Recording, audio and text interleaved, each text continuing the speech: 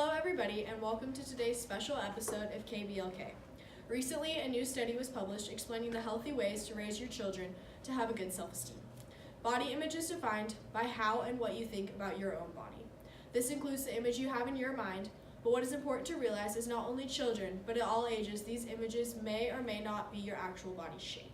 Many factors influence what makes up your body image, like family culture, media, fashion, and today we must pay close attention to those surrounded by factors, including a recent actor in a movie, based on the idea of what real beauty is, and how the perfect idea of being beautiful crushes this little girl's self-esteem. After the commercial break, let's welcome our special guest, Amber Cummings, playing Picola.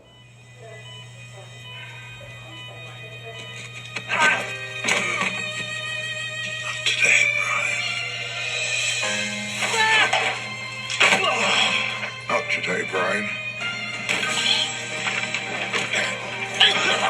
Not today, Brian. Hello everyone and welcome back. Here we have our special guest. This is Amber Cummings, who played Picola in The Bluest Eye. Hi everyone, thank you for having me. We'd love to have you. So Amber, please tell us about your experience on the set of The Bluest Eye and how it was playing a character who is dehumanized every day by her own world. Yeah, so I play a 13-year-old girl named Picola. She's constantly looking into society from afar and because she doesn't fit in. The main focus of the movie is to show how much society has an effect on the young and the old and how much it may affect them. Well, you did an amazing job in your movie, so congratulations on that. Do you have any messages to send our viewers today? Don't ever let anyone tell you you're not beautiful because everyone in their own way is special. Well, thank you very much, Amber. I hope you have a great rest of your day. And everyone, please go to your local theater to see the amazing story of The Bluest Eye. Let's now talk about the everyday aspect that may be going unnoticed in our lives. On the screen, we have the November version of Vogue, Cosmo, Elle, Glamour, and many more. The first idea that should be noticed is the fact that every single one of these covers shows the idea of what society says is a beautiful person. These covers show models, and some even include Kylie Jenner, Miley Cyrus, and other famous actors. These are not only magazines that adults read, but children see the covers while standing in the aisle at the grocery store. The idea starts forming that to be famous, you must look like one of these girls. The first step to helping young girls not let this idea resonate in their minds is saying, no, you're beautiful and you're beautiful in your own skin. Having a healthy self-image starts with the young and teaching them how to have one themselves. If they're constantly looking up to mom, complaining that her pants don't fit or that she's fat, then they're going to see that in other people as well as their mother. One day she'll see the same in herself. Negative self-image can cause harmful effects one day, even including constantly comparing themselves to others, calling themselves ugly, not wanting to leave the house, and one day these can lead to serious issues including bipolar disorder and depression.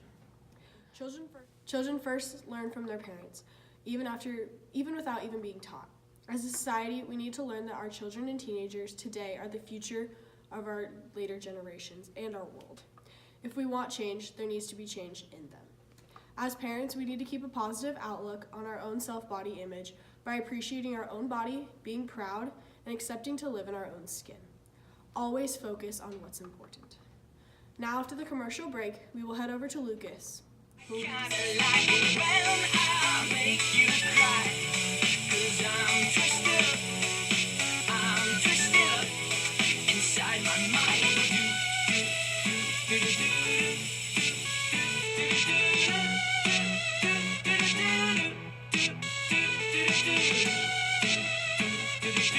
Cool.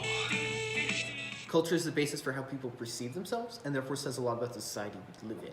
So for an example, in the 1950s, guys in particular were more concerned about showing patriotism, something called the Cold War, whatever that was, and masculinity above all else.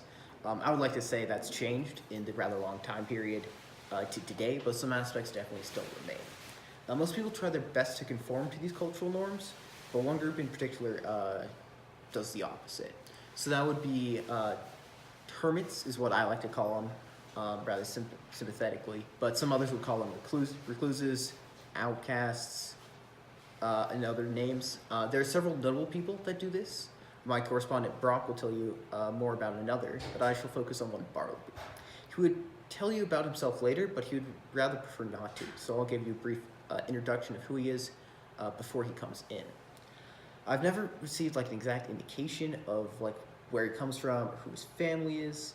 Other than that, he's moved here quite recently under rather odd circumstances. And with that, a brief commercial break before Bartleby comes on. Hey, Melissa, the whales need your help. I love whales! Go, Melissa! Let's go get that whale!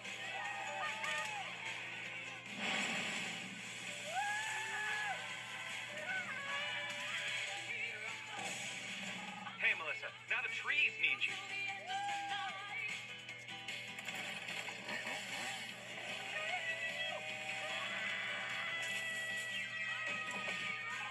The ice caps are in trouble.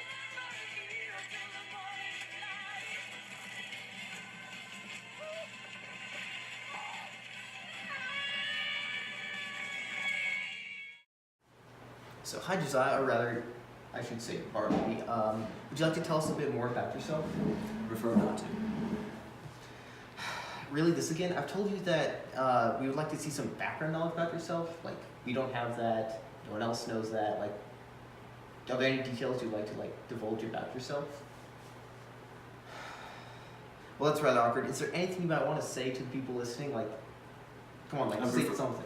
I would prefer not to.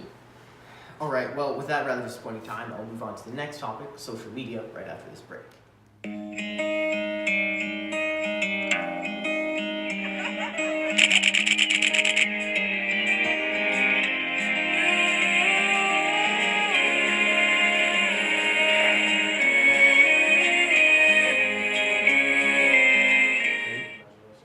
Sure, social media allows for instant communication that makes no distinction of distance, but at the same time suffers consequences of that instantaneity, such as feeling inescapable and all-encompassing. If all it takes is, for instance, Wi-Fi or even data to be, connected to Snapchat and Instagram, there's not a whole lot of places you can go that will really escape from that. And if you don't have, say, the self-discipline to actually not go on social media, you could be sucked in there for quite a long time, which has happened. And so this can lead to a variety of changes in one's self-image. Two in particular that I've noticed is a lack of backbone for principles, since you'll see this majority view and then kind of take that and unconsciously even make that kind of your view. And then a rush for conformity, which is similar as well, which results in a culture that seeks a willingness to conform to standards rather than be different. Boy and girl, this is the time for harmony. Let love be the song that everybody sings. Fill the air with joyful noise, ring the bells and raise your voice. Let there be peace on earth, let there be peace on earth. Today I'll be giving you a little news on our political world. First, I will be talking about some binaries in politics and how that can define who is in the political world. Then I will touch on a story done by Flannery O'Connor. There are some binaries set in politics, whether one chooses to be a Democrat or Republican, whether one is a Trump supporter or a Trump hater, whether you know enough in the world of politics in order to fit in or you don't. Each one of these places a distinct image of who you are as a person. One would refer this as being a misfit in the political world if you don't fit into these categories. Politics presume you have an idea of who you are and what you believe in the government. If you don't, you are put aside and instantly outcast like a misfit. In a recent story done by Flannery O'Connor called Revelation, Mrs. Turbin has her own opinion, and if one is not like her, then they aren't invited into her world. She says one thing and believes another. She's a very hypocritical person, just like in the political aspect. If you are not fitting into the world of politics, you have a self-image of not caring and are a misfit. I believe Flannery O'Connor was wanting to tell her readers that Mrs. Turbin was only defining her self-image, and if nobody else believed in her self-image, then she just discounted them as misfits and that they weren't good enough for her world. I believe how that can contribute to politics today is that if one does not fall under a certain belief of politics, then they are just discounted as misfits and that they don't belong in the political world. Now let's go with our anchor Brock Offset, where he will be talking to a man that defines self-image. Baby, be lost now for a while.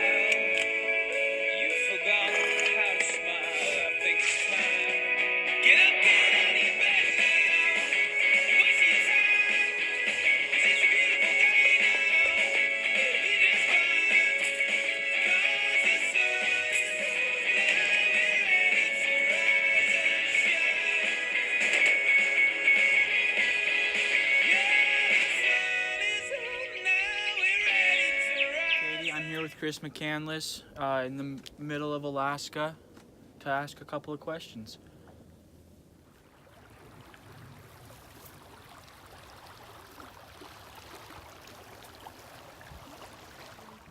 How old are you, Chris? I'm 24 years old.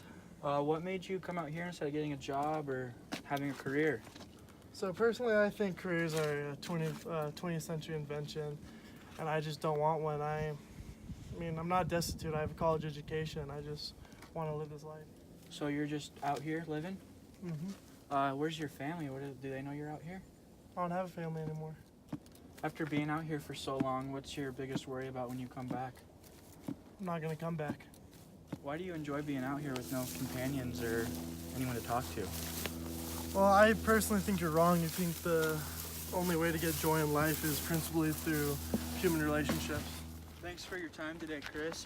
No, thank you. All right, now back to you at KBLK. Well, thank you, Brock. That seems to be the end of our day of this very special episode of The Way to Have a Positive Self-Body Image. We hope you all enjoyed and took many healthy ideas back home for you, your family, and your friends. Please enjoy the rest of your day, and we look forward to seeing you tomorrow on KBLK. Bye, guys.